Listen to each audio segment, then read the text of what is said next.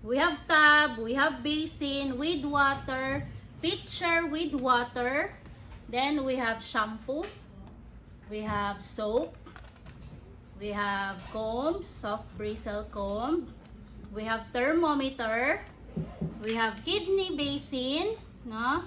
Later, na siya para sa ato ang cotton balls, no? For clean and dirty cotton balls.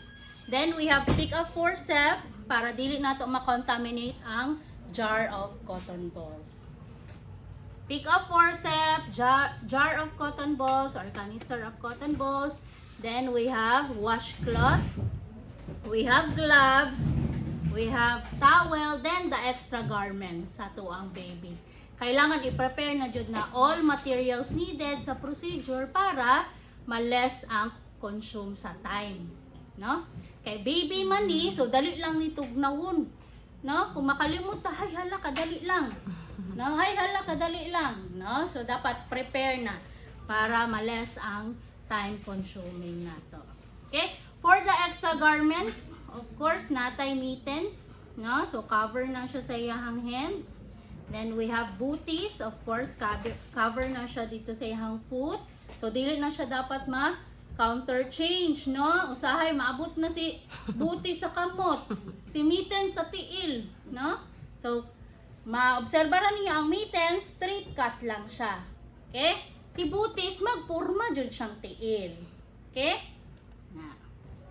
Then we have the cap or kaniyahang hood, no?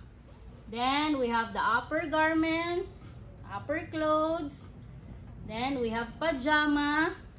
Medyo mag-adjust lang ta sa atong pajama no kay medyo dako jud kayo siya para sa ato ang baby. So laban lang sa sinina.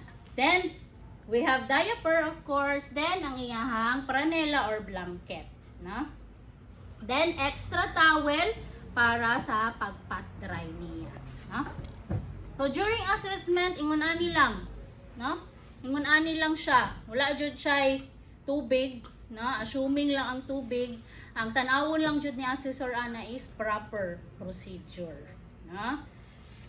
And proper handling sa tuang baby, no? Kung na proper handle ba siya, unsa man ang pasabot sa proper handling?